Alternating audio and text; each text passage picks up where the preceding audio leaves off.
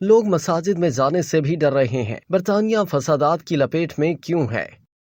برطانوی شہر south port کے ایک ڈانس اسکول میں 3 بچیوں کے قتل کے خلاف شروع ہونے والے پرتشدد مظاہرے ملک بھر میں پھیل چکے ہیں۔ ان مظاہروں کو گزشتہ 13 برسوں کے دوران برطانیہ میں بدترین فسادات قرار دیا جا رہا ہے، جو مسلمان پناہ گزین مخالف شکل اختیار کر چکے ہیں۔ انتہائی دائیں بازو سے تعلق رکھنے والے گروپس کے پرتشدد مظاہروں کے دوران پولیس پر حملے کیے گئے، دکانوں کو لوٹا گیا اور جلاؤ گھیراؤ کے واقعات بھی دیکھنے کو ملے۔ پولیس چیف نے ایک بیان میں بتایا کہ اب تک برطانیہ کے مختلف علاقوں سے پرتشدد مظاہروں میں حصہ لینے والے 147 افراد کو حراست میں لیا جا چکا ہے۔ واضح ہے کہ 29 جولائی کو ڈانس اسکول میں بچوں کی ڈانس پرفارمنس کے دوران ایک چاقو بردار شخص نے اچانک گھس کر حملہ کر دیا تھا۔ اس حملے میں 3 بچیاں ہلاک جبکہ 8 بچوں سمیت 10 دیگر افراد بھی زخمی ہوئے تھے۔ اس قتل کے الزام میں 17 سالہ حملہ آور کو گرفتار کیا گیا تھا، جس کی کم عمری کے سبب پولیس نے اس کا نام ظاہر نہیں کیا۔ البتہ سوشل میڈیا پر ملزم کے نام کے حوالے سے بہت سی افواہیں پھیلنے کے بعد واقعہ مذہبی رنگ اختیار کر گیا اور دائیں بازو والوں کی جانب سے مساجد کے باہر احتجاجی مظاہرے شروع ہو گئے تھے۔ ابتدا میں یہ مظاہرے پرامن تھے جو بعد ازاں پرتشدد صورت اختیار کر گئے۔